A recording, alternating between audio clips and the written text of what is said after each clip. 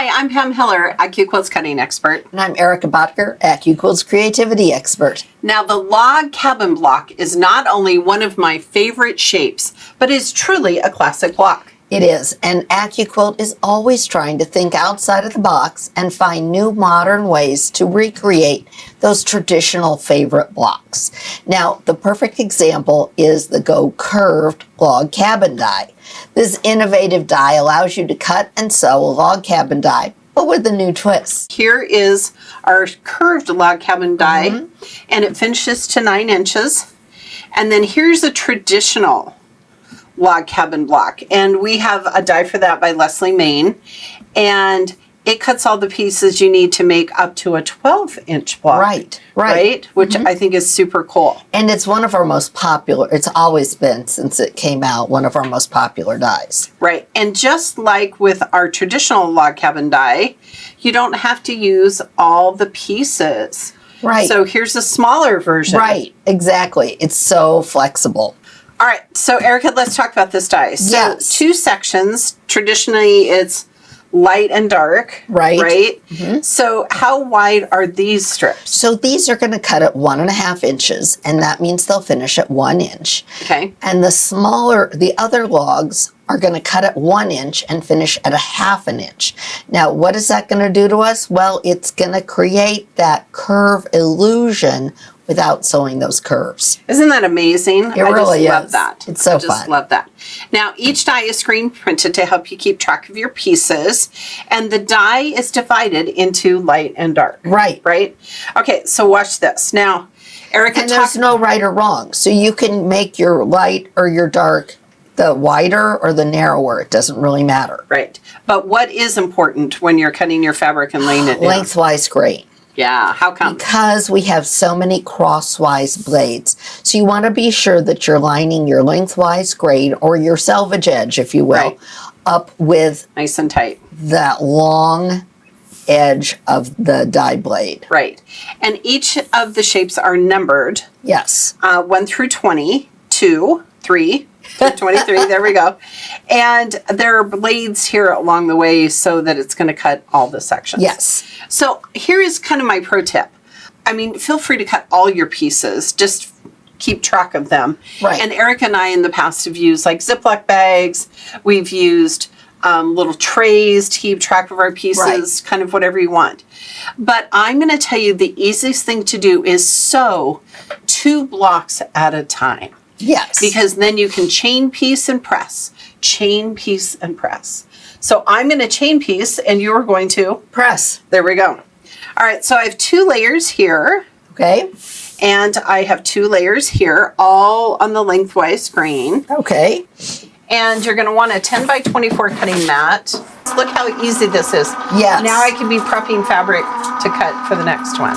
Friend over cutting some things out over the weekend, and she was using the Go Bolt, and she just loved it. Oh, yeah. All right, so we're going to slide our mat off. And then look how perfect this cut. And this is kind of what you want to do. You want to hold on to the pieces in the middle. Pam has just cut 2 blocks, not just 1, but 2, just in that one pass. In that one pass. This would be a great scrap buster for you, and you could decide whether you wanted to do these pieces or these pieces. And again, still, even though you're using scraps, you want to keep track of that lengthwise grain, and you can keep track of the, your little numbered Ziploc pieces. And I think having like a constant is good in the scrappy if you're going to do this as scrappy. Right. But it would be fun anyway. Just have fun with it. They're so fun to, I love it. they're a good excuse to chain piece. It is. It is. Okay, so I also found that if I cut 2 layers and can sew 2 blocks, I just leave them on the die. That's not a bad idea either. So here's shape number 1. Okay. And you want to print the assembly instructions. Yes. They're available on our website. And then these are our shape 2. Yeah. So here's what I'm going to do. You're just going to put 1 and 2. And the beautiful thing about this block is that you're going to build clockwise. That's important, okay? It is. So I'm going to do these 2 pieces, and as I sew them, I'm going to trim them, and the lovely Erica is going to press them. And you want to make sure that you have a good 1/4 inch seam Otherwise, you're going to find that your block, by the time you get to log 21, is going to be a little wonky, and you don't want wonky. Well, and Pam, you and I always tell quilters to do a test block. This is a great example of that. Just go ahead, sew that first test, cut and sew that first test block. It's really going to make a difference. Yeah, this first purple one was my first test block, and it worked. It turned out perfectly. Okay, so I'm going to give that to Erica. Okay. Here's kind of our little sample of what I we're should going have to do. turned on my iron. Okay. Yeah. I'm going to trim this. So just like with our standard log cabin die by Leslie Main, you can use or choose not to use as many logs as you want. So we can make different size blocks, and that's important if you want to get a different look, make a smaller or a larger project. If maybe you want to put it with a different block, you can just manipulate your size that way. Yes. It's really cool. And now we're going to add piece number 3 Okay. to the side. I If can't you've imagine trying to do this with a rotary cutter. Well, and if you've done a log cabin, some people will do it just with long strips and just cut them off. But you open yourself up for some stretch and some wonkiness when you're doing that. So that's why I really like having them cut, because then you know what you're doing. You know that it's the right length. Right. You don't have to worry about cutting it short by accident or something like that. Okay. And kind of I've learned that the purple is going to be on the top and the white's going to be on the bottom. Okay. Kind of a little trick there. But the nice thing is you can just go and do it clockwise. Yes. And this is exactly how I built it at home. Me too. I would sew. I sat at my sewing machine. I had my little iron. I sewed, I pressed, I sewed, I pressed, I sewed, I pressed. Yep. Watched television. It was fabulous. Yep. Okay. Right, and All we- right. So now we're ready to add our bottom piece, which is now going to be white. So you want to come here and find 4. 4. You get that look of the curve because your logs are the different width. I wondered how, when, we were talking about this as creating this die, I wondered how that was all going to work. That's right. That's right. Well, log cabin has to be one of both Pam and my favorite blocks to so sew. much.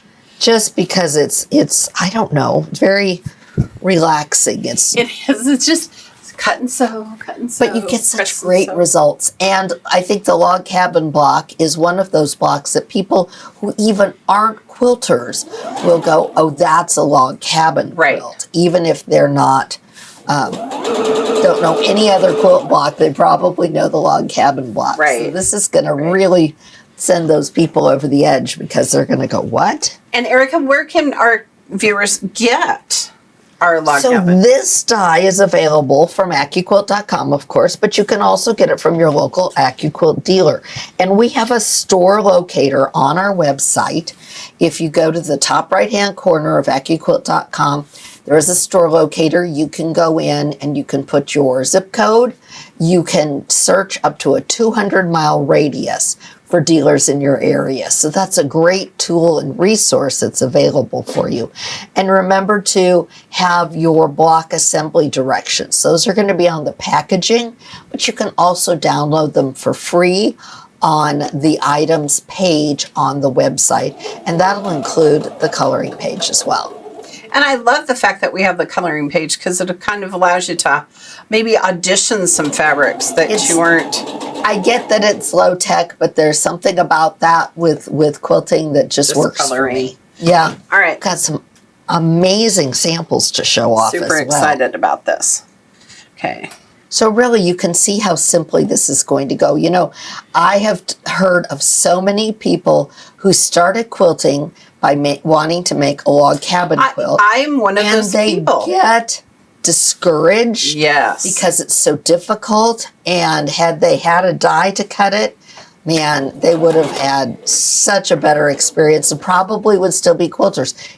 You persevered, right? I did, but I tell you, I took a class at a local quilt shop. Yeah. And I was super excited about it.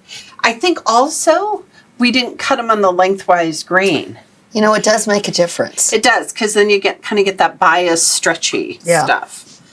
And so look how we've started our blocks. And you're just going to keep building out Yep. from the center. Just keep going in Yep. your clockwise direction, pressing to the outside.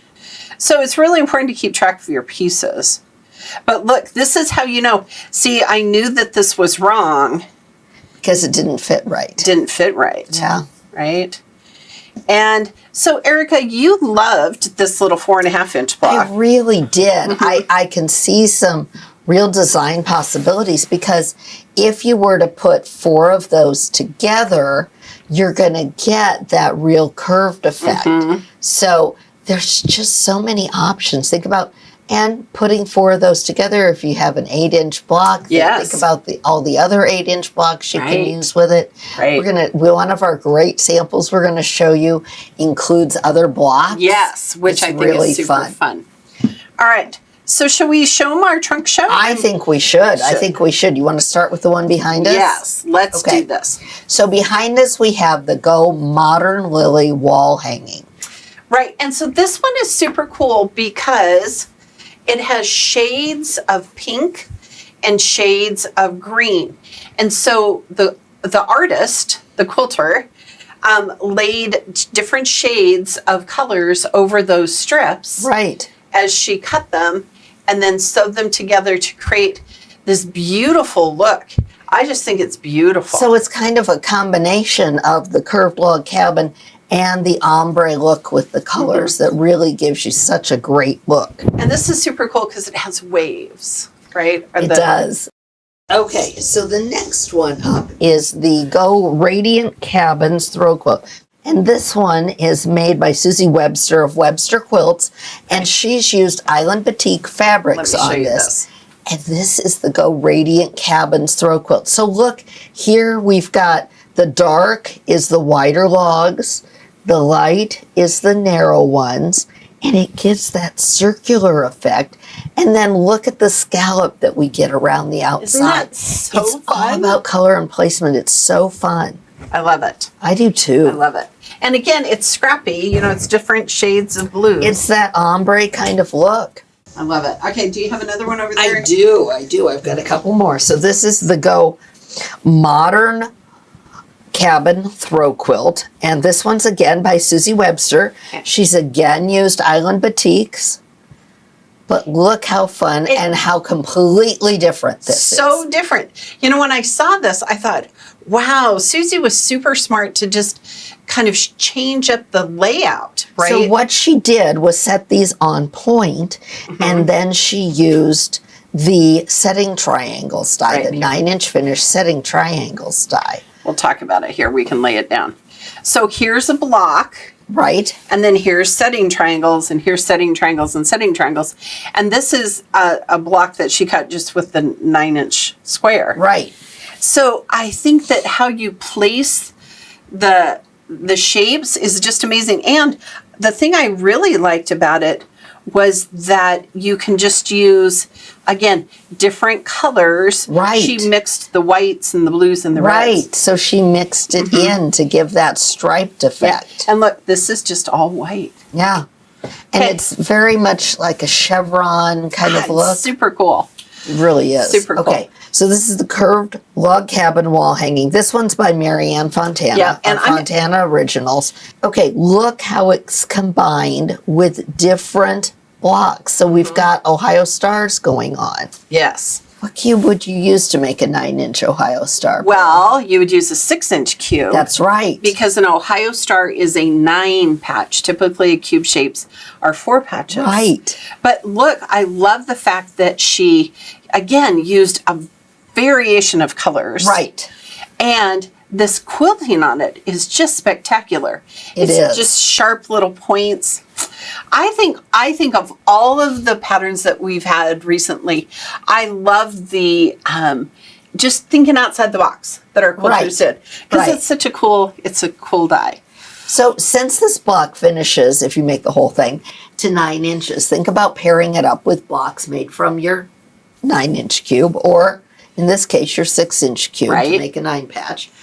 Or we've got the Go 9 patch star, the Go arrowhead, you know, there's so many other block on board dies that also finish to 9 inches that you could use. Oh, I wonder what it would look like with a glorified 9. I was just thinking that. You might have that. You might have to make I might have to make one and try. Now, Erica and I always talk about using our scraps in our stash, and all of our quilters have shown that this is the ultimate stash buster and scrap buster, right? Right. They've used lights and darks and shades, and the possibilities are endless. Yep. And because at AccuQuilt, we're always looking for ways to help you cut time. So you can craft and quilt more